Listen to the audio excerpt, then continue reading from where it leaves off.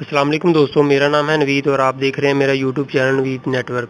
दोस्तों, आज की हमारी वीडियो एक डिजिटल थर्मोस्टेट मीटर के मुतल्लिक़ है।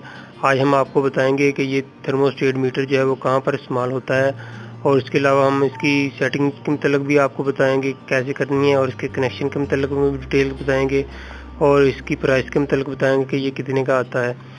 तो दोस्तों, वीडियो को शुरू करने से पहले प्लीज़ अगर आपने मेरा चैनल सब्सक्राइब नहीं किया तो उसको सब्सक्राइब ज़रूर करें, और अगर आपको वीडियो मेरी पसंद है तो उसको लाइक ज़रूर करें।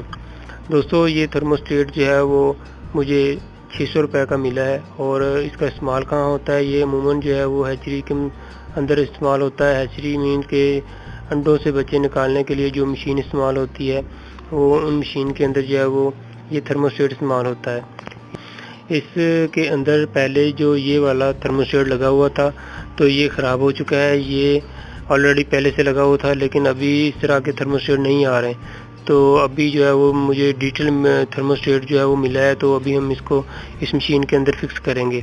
और ये इसलिए इस्तेमाल होता है कि ये इनके अंदर जो बल्ब लगे होते हैं हीट के लिए, उनको जो है वो ऑटोमेटिक जो है वो ऑन ऑफ करता है। तो ये इसके लिए ये डिजिटल थर्मोस्टेट जो है वो इस्तेमाल होता है। तो दोस्तों, अभी हम इसको फिट करते हैं मशीन के अंदर। दोस्तों, थर्मोस्टेट को हमने मशीन के अंदर फिक्स कर दिया है। अभी हमने इसके कनेक्शन करने हैं। ये दो वायर जो हैं डॉक्टर की हैं, 12 वोल्ट की। ये पहले 2 पॉइंट हैं, इनके ऊपर मेंशन किया हुआ है, यहाँ पर लगेंगी नेगेटिव पॉजिटिव। और जो दूसरे 2 पॉइंट है ये ऑन ऑफ का काम करेंगे, यानी कि हमने एक वायर जो है वो बल्ब को जो है वो उनकी वायरिंग के अंदर जो है वो लगा दी है होल्डर के अंदर। तो दूसरी वायर जो है वो हम यहाँ पर ऑन ऑफ के लिए इस्तेमाल करेंगे।